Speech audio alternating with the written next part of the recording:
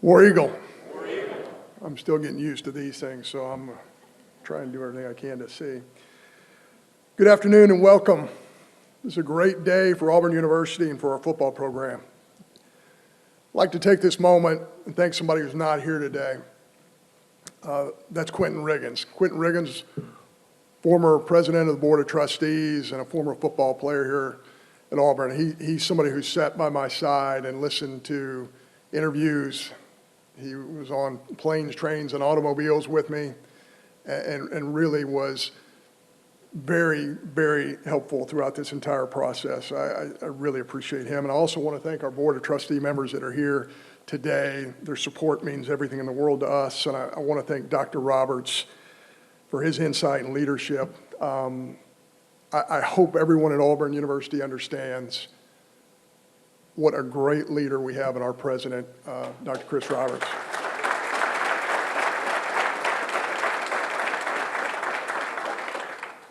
And I want to thank my wife, Nell, because this is probably the 20th Thanksgiving in a row that I've ruined for her and our family. Love you, baby. And I want to thank the Auburn family, and most notably our fans. The passion and support of our fan base is unlike anything I've ever seen or experienced throughout the country in college athletics. When we began this search 4 weeks ago, I was asked what characteristics we were looking for in Auburn's next head football coach. Somebody told me I would use the word edge 11 times. I think it was 13. What does that mean? We're looking for somebody who's highly competitive, somebody who has a blue-collar mentality, somebody who's hard-nosed, somebody who's intelligent, strategic, forward-thinking, a developer of talent, a program builder. That describes our next football coach, our new football coach, to a T. Early Sunday morning, when we offered Alex the position and this opportunity to Auburn, he accepted immediately. And during his first team meeting yesterday, he looked into the eyes of our football team and said, "This is a dream come true to be at Auburn." Winning organizations are built by those who want to be here. Alex Golesh wants to be at Auburn, and Auburn wants Alex Golesh to be here. His resume and life experience lines up perfectly with the Auburn creed. He has a spirit that's not afraid. He's not afraid to compete at the highest level of college football and not afraid of expectation. He's not afraid to tackle one of the most difficult schedules in college football year in, year out. He was not afraid to take on a massive rebuilding job at South Florida and go on to succeed at a high level. He took over a South Florida program that won a combined 4 games in 3 years, including the year before Alex got there when South Florida went 1-11. So essentially he took over a 1-11 football team before he got there. So that's 4 wins in 3 years before he got there and 23 wins the following 3 years, with a 9-win season this year that could easily be a 10-win season if he was coaching in their bowl game. Alex Golesh believes in work, hard work. The past 20 years, he's climbed the ladder from student assistant to GA to assistant coach to coordinator to head coach. His story personifies the American dream. Coming to our country as a young boy, watching his parents start over and sacrifice to provide Alex and his brother with a better life. Alex saw their work ethic, and he made it his own. He's an elite recruiter with experience coaching both sides of the ball, both sides of the football. He has SEC experience. 4 years ago, his offense at Tennessee was ranked number 1 in the country. His quarterback this season threw for 3,000 yards and rushed for 1,000. To put that in perspective for all of you, that's been done 12 times in the history of college football. And the 11 other guys is an all-star list of quarterbacks, many of whom went on to play in the NFL. When you have success like that, you earn other opportunities to coach at the highest levels. And Alex said no to many of those opportunities so that he could say yes to Auburn. We said it last month, Auburn is the best job out there. It's time for us to make a jump. It's time for the football program to give this fan base, which is the best in the country, exactly what it deserves. That starts today, it starts right now, and it starts with Alex Golesh, the 33rd head football coach in Auburn history. Please welcome Alex, his wife Alexis, their children Corbin and Barrett, to the Auburn family. War Eagle.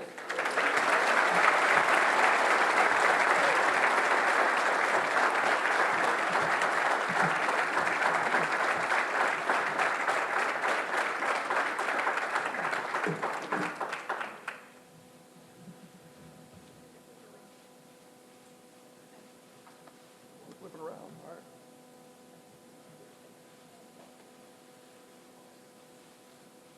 There we go. I'll take this, and this.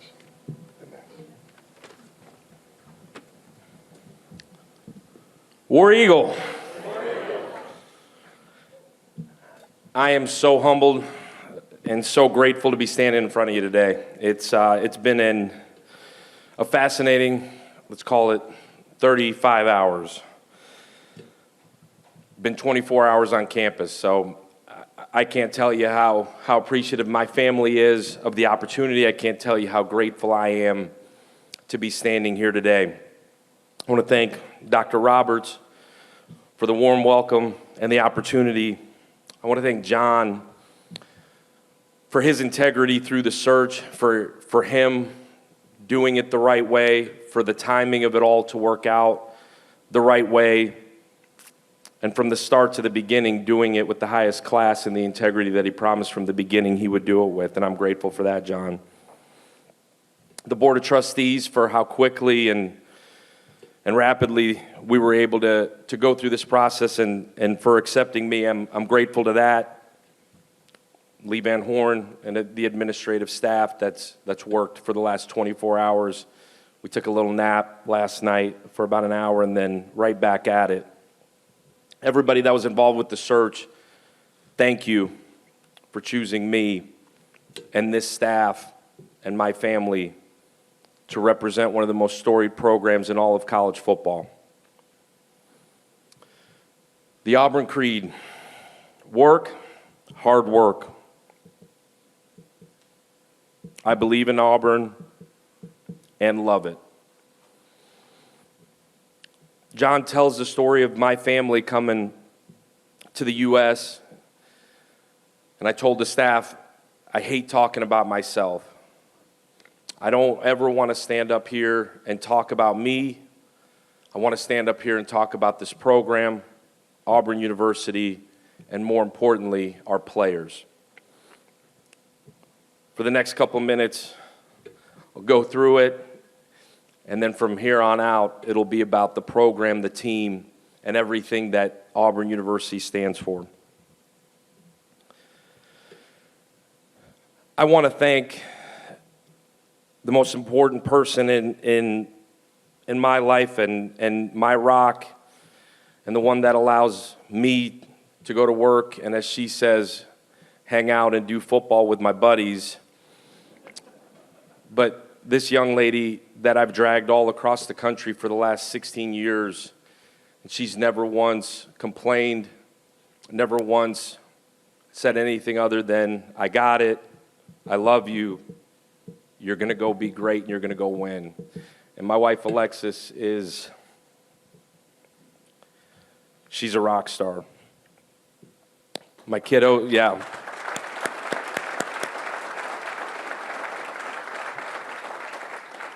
My kiddos, Barrett and Corbin, and all they keep talking about is they can't wait to get up here and start playing baseball, flag football, cheering, and entrench ourselves into this community. I don't know if this community is ready for Barrett Golesh, but it'll be a hell of a ride.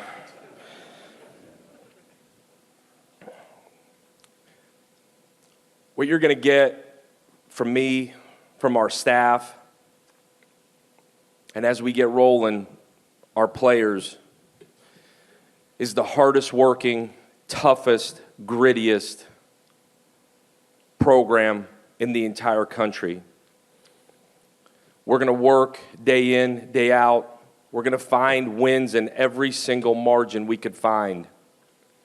We're going to build a process-driven program, where we wake up and we worry about winning every single aspect of our lives every single day. I truly believe that if you buy into a process, a way of doing things day in, day out, from the moment you wake up to how you come in, to how you attack your relationships in a building, to how you attack the weight room, sports medicine, nutrition, the film room, the teaching, and then certainly the work on the field. If you buy into eating right, sleeping right, hydrating right, outworking people in the things that nobody else sees, the end result will happen. A lot of the time, you don't control the end result. You control your daily habits, you control your daily process. And if you keep pouring into that, day in, day out, us as a staff, the student athletes, everybody that touches our guys, at whatever point the process will pay you back. We're also going to have a hell of a lot of fun doing it. We're going to be explosive on offense. We're going to play really fast. We're going to challenge teams in every imaginable way. We're going to run the freaking ball. People around here like running the football, and I can respect it. We're going to be explosive. We're going to play really fast, and it's going to be a brand of football that's going to be fun to watch. Defensively, we're going to be just as fun to watch. We're going to be aggressive, create explosives, create negatives, create turnovers. We're going to be the most violent freaking team on the football field every single Saturday. We're going to be different on special teams. We're going to create explosives on teams. It's going to be a huge difference in why we win. We're going to outwork, outthink, and outprocess people across the entire country. I told the guys yesterday in our team meeting that at whatever point we're ready to be a player-driven program, player-driven. I think in my time, as I've gone through this journey, I've been involved at every aspect or at every level of this thing. The one thing that remains the same is when it's coach-driven, when it's driven, the culture, the standards of everything in the program is driven by the coaches, by the support staff. You max out. Whatever that number of wins is, you max out. When the standards are upheld within that locker room, within each position meeting room, in every aspect of their lives, when it's driven by the players, we'll bring a national championship here to Auburn University.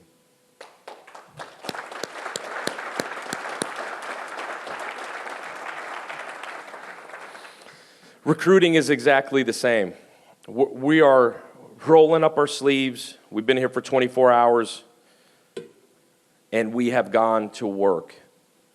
We're going to recruit this 250-mile radius harder than anybody in the entire country. The high school football within these 250 miles is nothing short of elite.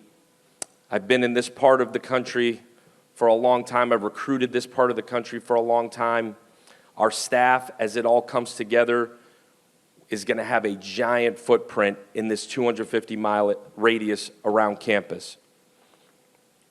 We're going to identify, we're going to recruit, we're going to attack, and we're going to bring those guys right here to the Plains. And we're going to develop as hard as anybody ever has.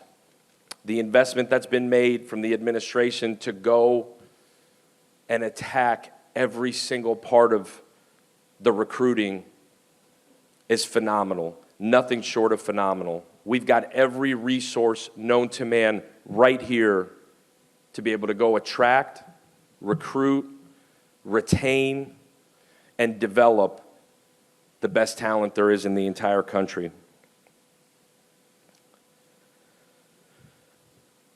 22 straight sellouts here at Jordan-Hare Stadium. 3 straight years of sold-out season tickets. The support is real. You could feel it walking in here this morning.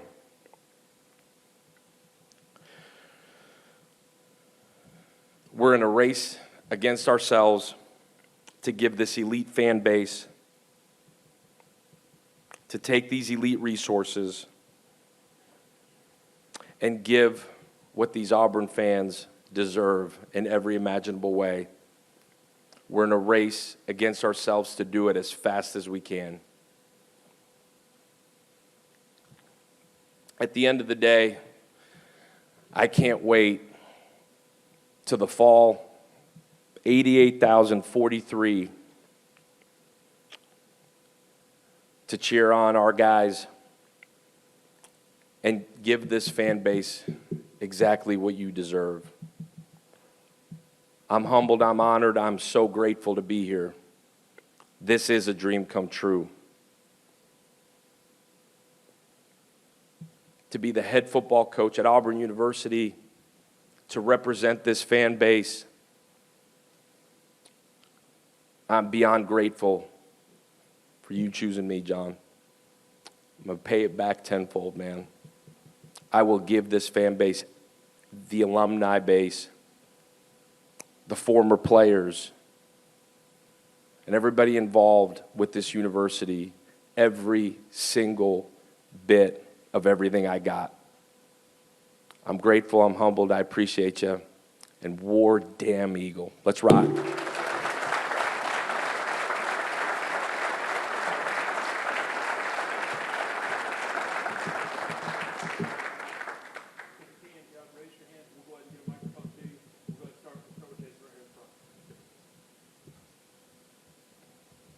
Jason Caldwell, Auburn Undercover, Auburn 247.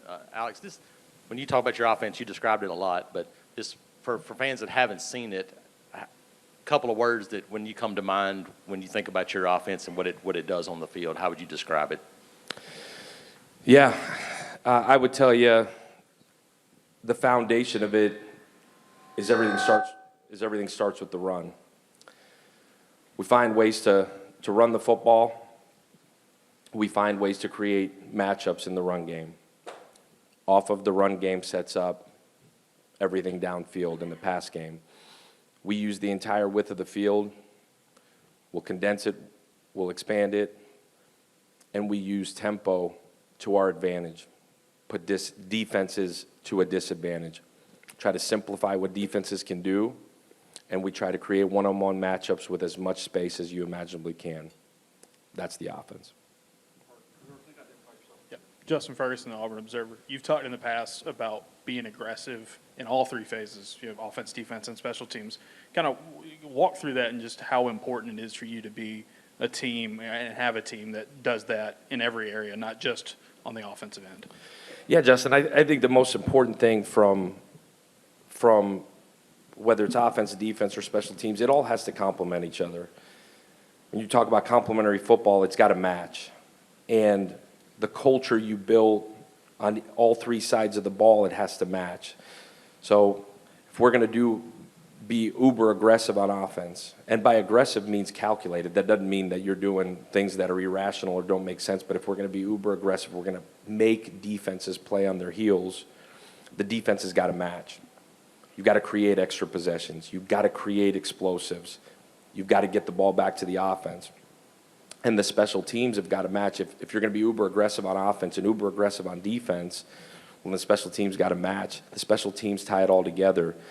And as you look at what we've done throughout my time, whether it be as an offensive coordinator, special teams coordinator, or as a head coach, that's been the key. And I think as you build a culture within the program and you go into off-season training, And they understand that the theme of what you do is that you're going to be aggressive. That's how you train in the offseason. That's how you prepare in the offseason. And everything you do within the program is just that. If we're going to play fast on offense, play fast on defense, play fast on special teams, we're going to train that way. And I think it's just truly becomes your foundation. It becomes the culture, quote unquote, of the program, that you're going to be aggressive. Hi, Coach. Rosie Langella with WSFA in Montgomery. How are you? I'm doing great, Rosie. Thank you. You're in the process of building your staff. You're adding people, adding Cody Burns. What is your plan on the defensive side of the ball? Will you keep DJ Durkin as the defensive coordinator? Yeah, so we've been here for 24 hours, Rosie, and obviously had a plan going in that we presented, and we're slowly but surely executing the plan. You mentioned Cody Burns, and Cody got the phone call at 2 in the morning. And man, you talk about excited. All Cody's talked about since the day that he joined our staff, would have been, I guess, 6 years ago, is how incredible this place is and what Auburn University has meant to his life. A lot of years of stories of play here, play there, what this stadium is like day in, day out. So Cody is going to be our associate head coach, and Cody has been by my side for so long and is as incredible as they come as a teammate for me, as a teammate for our staff, but elite teacher, elite man, and an elite football coach. So you talk about a guy that's happy to be here. I'm beyond excited to be able to be a part of bringing Cody back home, and he'll have pointers for me forever. The answer to the defensive side, I'm working through it. We've got a plan. We're working through steps to execute the plan. My hope is that in the next, call it 24 to 48 hours, that it's finalized and we have some clarity with which direction we're going. But we're working through it. Hey, Alex. Nathan King, Auburn Undercover. Can you talk about your philosophy, what you learned with Coach Heupel at Tennessee, and how you approach that as a play caller, and what maybe you anticipate that looking like here at Auburn? Yeah. So I was with Josh at UCF prior to that, and I think the biggest thing from an offensive side when we went to Tennessee was the fact that we had to adjust. We had to change. This league is different. The defenses are different. Certainly the level of the talent is different.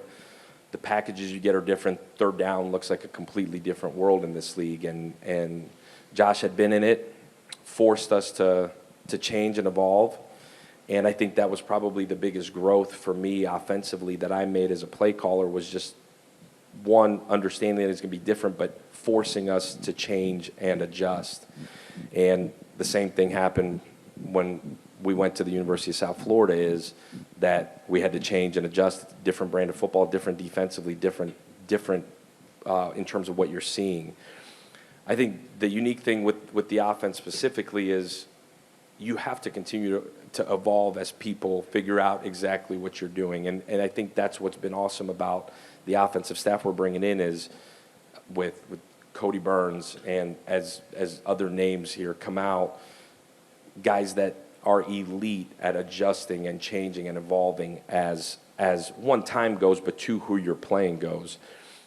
In terms of the play calling, it's going to continue to be what it has been here the last couple of years. At the University of South Florida, we've got an offensive staff that's going to be absolutely elite. Large chunk of which is coming with, and those guys will absolutely crush, and our offensive coordinator will call plays, and everybody else in that room will have a ton of input. And I'll be honest with you, even going back to the Tennessee time, it's always been a collaborative effort. Our offensive line coach is crazy involved, receiver coach crazy involved, quarterback coach crazy involved. We got young coaches that are crazy involved, and when you get into a game, there's so much conversation in between drives. It's as truly a collaborative effort as you could ever imagine. I have a 2 cents at times. We all kind of do, and ultimately the guy calling the plays, it's on him to get us in the right spots. But it's a constant communication. It's a really cool way that we've done it. It's collaborative up until the offensive coordinator makes the play call.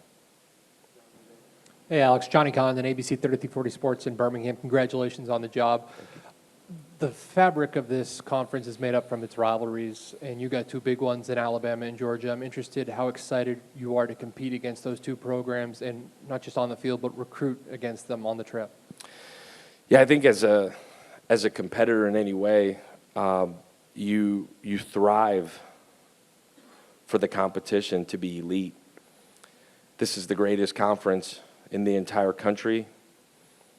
The rivalries you just mentioned are the greatest rivalries in college football. Hair on my arm just stood up thinking about the Iron Bowl. I absolutely can't wait to be back to being a part of rivalries like that. It's, like I said, man, goosebumps.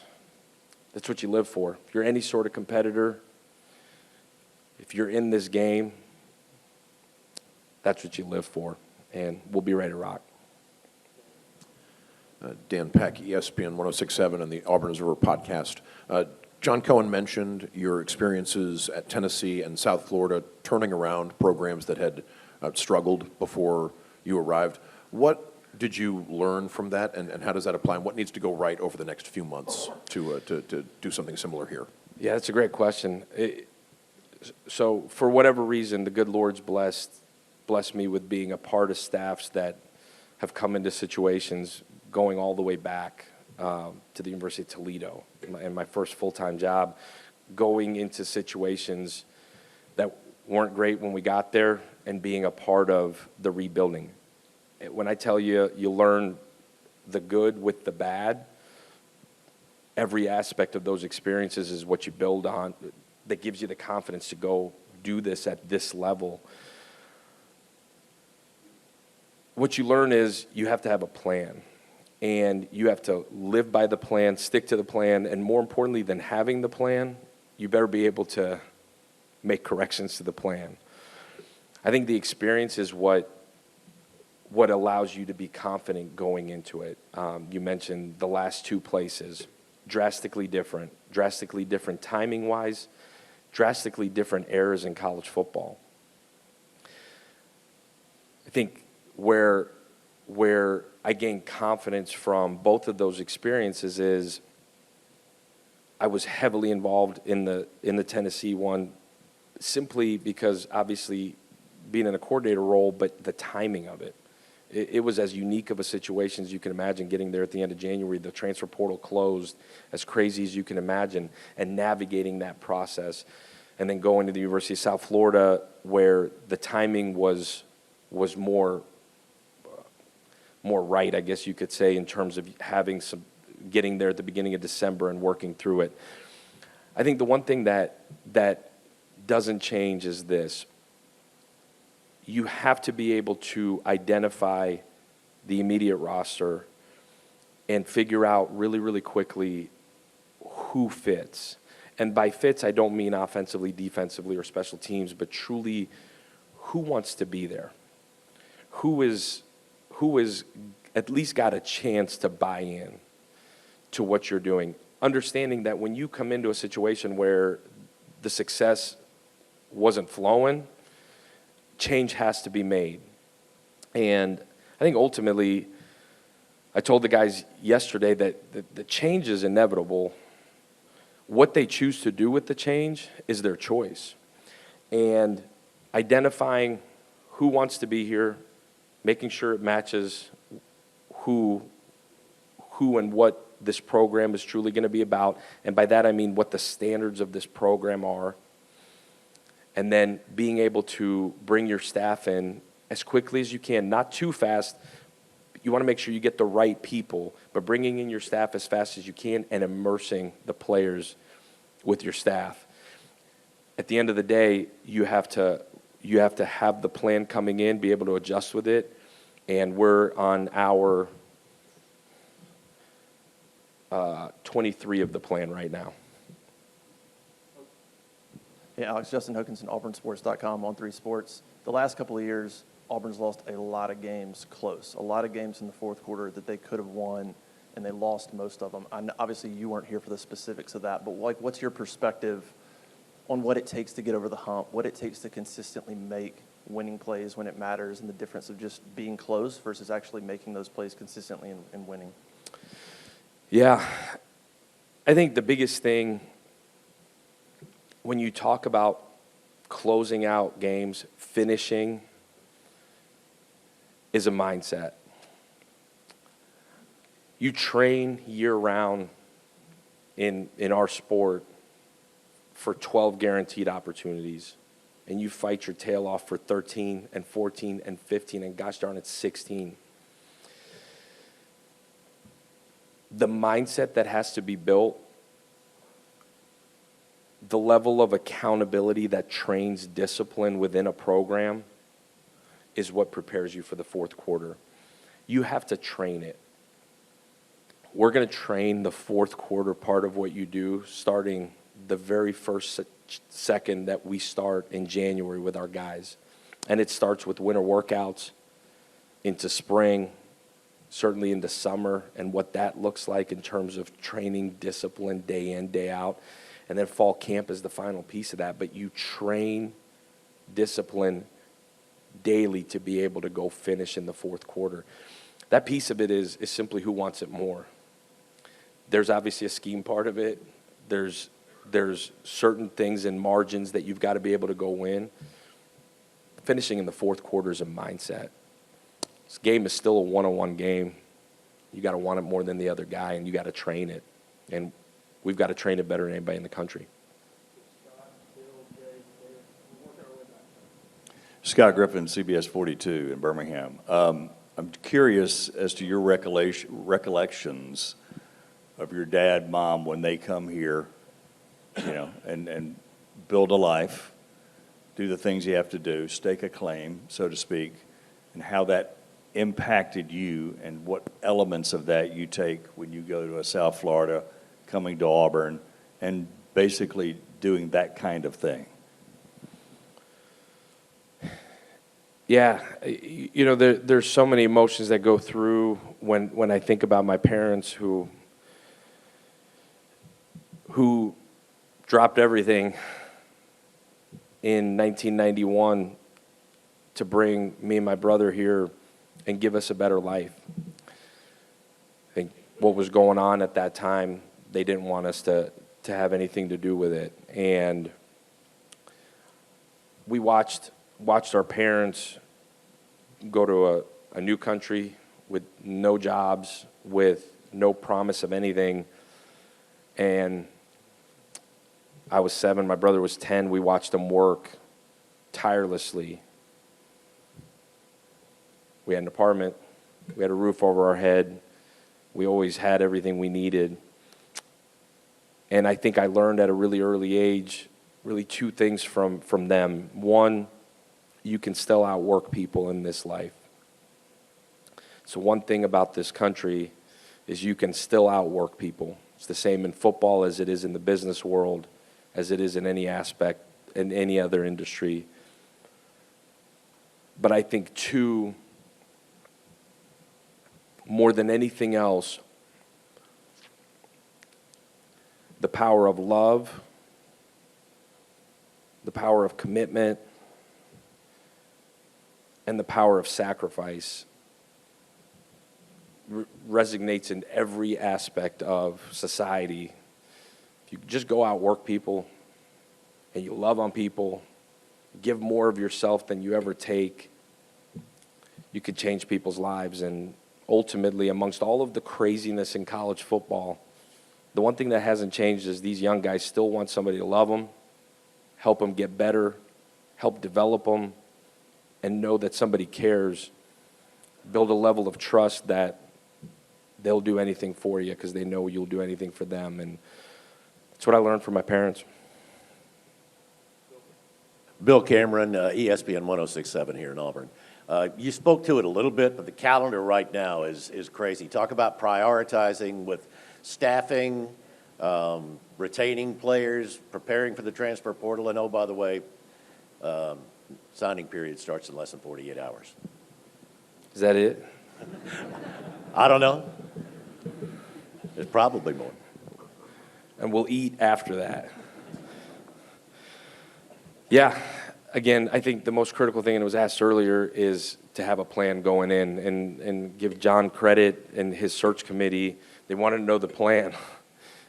And we've got an incredible support staff that's helped put this plan together, but when I tell you minute by minute, we're getting close, minute by minute, we've got mapped out the entire 6 months as we go forward. These first really 7 days are as critical as anything else. You're right.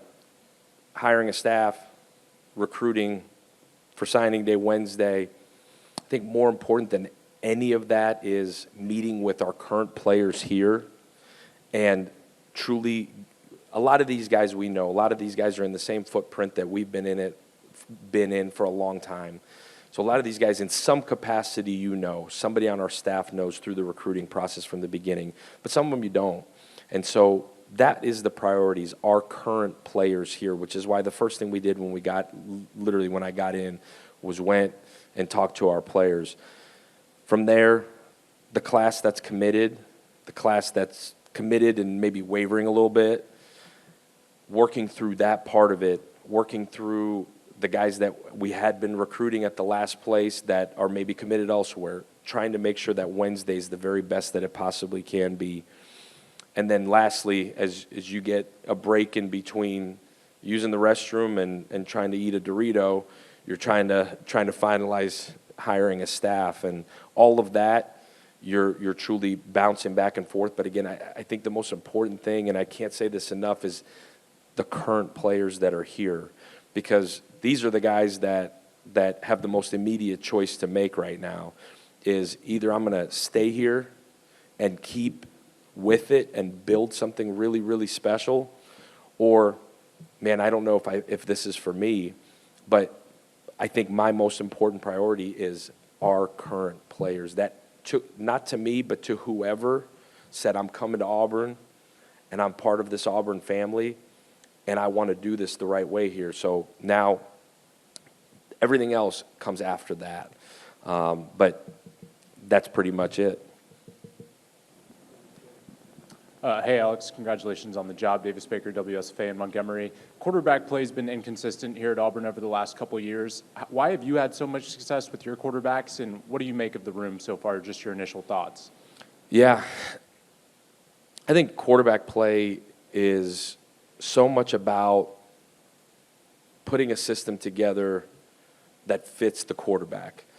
I think so much in college football is about, man, we run a system, this is what we do, and this is how we do it. I think elite coaches can say, man, this is the best quarterback that we got, and now let's tailor a system to him. And it's truly the same for every other position, is making sure that you're fitting your system around the quarterback. I think that's what's so unique about what we do offensively. You really study us and you look at what we do, it's not, we talked about being able to adjust earlier, but it's not plug and play. What we do schematically changes year to year. It grows as the year goes, as the quarterback grows. It grows as you have injuries potentially, and you've got to be able to adjust personnel settings. It's always going to be about players, formations, plays offensively. The quarterback is certainly the most critical piece of that. We've been fortunate to have high-level quarterbacks, I don't know, the last 10 years or so that have played for our staff. I think part of that is recruiting the right guy. Part of that is elite development at that position. And the two guys that are coming in to work with the quarterbacks are the best I have ever been around, which is why they're coming to Auburn. And I think fitting a system around whoever ends up being the one, and then ultimately the 2 and the 3, will be absolutely critical to our success this fall. You look at a room that's uber talented, young in some ways, experienced in some ways, and as we work through and navigate truly who wants to be here, who wants to continue in their development under this coaching staff. I think we'll have more clarity here in the next, I would say, week and a half in terms of that. We've met with a majority of the guys that are here. We're going to finish here this morning and then really try to make some decisions in terms of who wants to be here, who truly doesn't want to be here, and then we'll figure out how to attack the room after that. Jay with auburnsports.com, Auburn on 3. My question to you is, do you like to play golf? So it's a setup question. Been here long enough to know that. So my little man, Barrett, loves golf. And Corbin used to, and she's now super into cheerleading and flag football, so she's just doing it as a hobby now. And my wife is an elite golfer. I like football more than golf.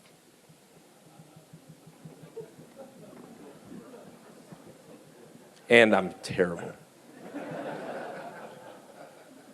Coach, Philip Marshall from Auburn Undercover, the oldest guy in the room. I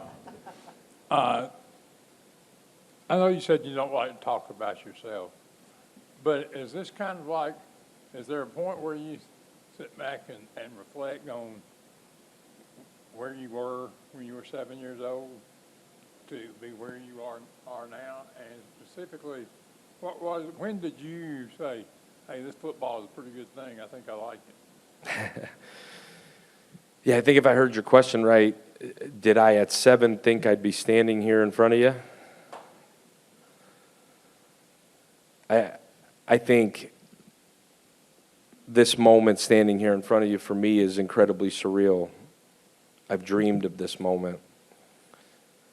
I don't know if I did at 7. I think at 7 I was just hoping I could get a new Nerf ball that I could play football with. But I think for me,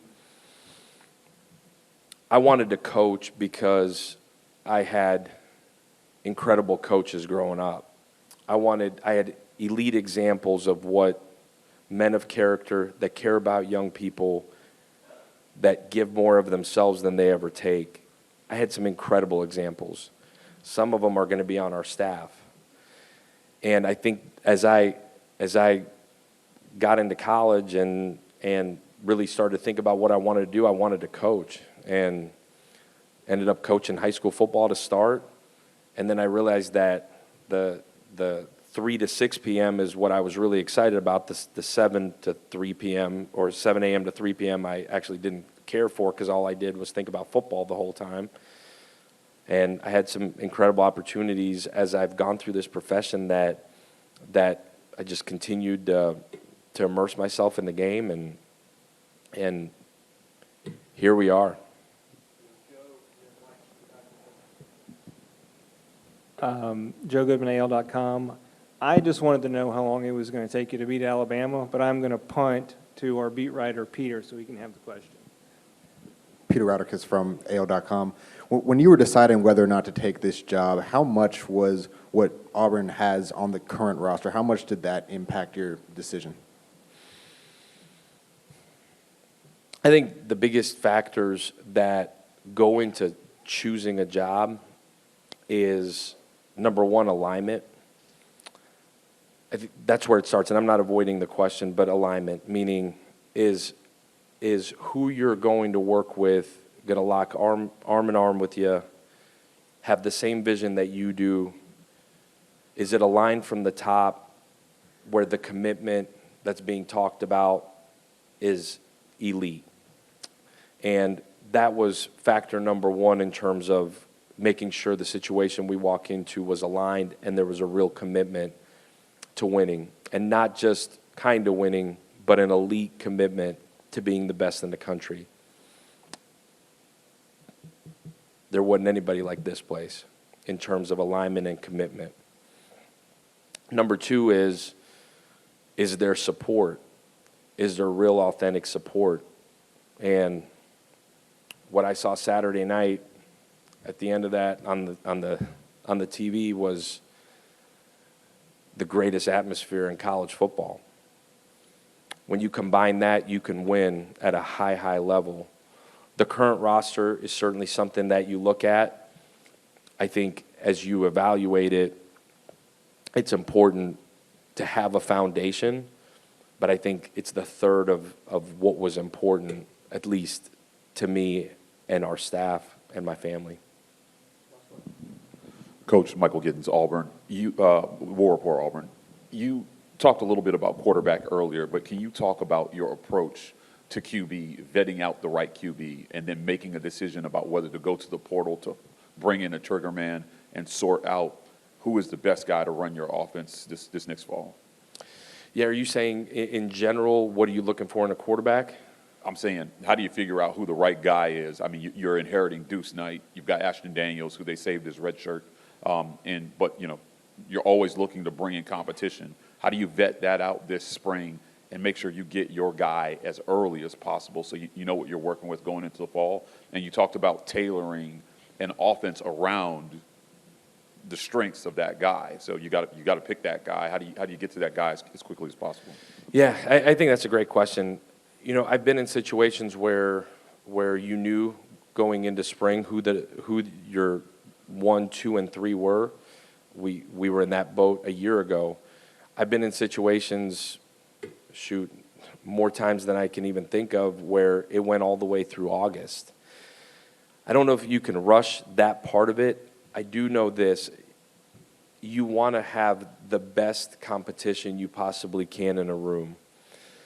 Because if you do, you let these guys compete, give them every opportunity to grow, develop within the base foundation of what you are from a system standpoint. And then you pick the guy that you feel like gives you the best chance to win. And there's so many factors that go into that. There's obviously the mental side of it, like who can process it faster than anybody else. There's obviously the physical component to it. And I'm not telling you anything you don't know, but I don't think you can rush that part of it.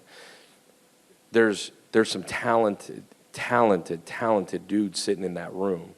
They have tape, certainly at this level. We're evaluating it like crazy. We evaluated it coming in. I think the biggest thing that we've got to figure out right now is the competition part of that. Are you going to add somebody else? Are you going to add multiple people? And at the end of the day, the competition will take as long as it needs to. I think in the perfect world, you'd love to know in January. In our situation here, we won't. And you probably won't till August, I would imagine, unless spring ball carries out in such a fashion that you'll know. Thank you, guys. War Eagle.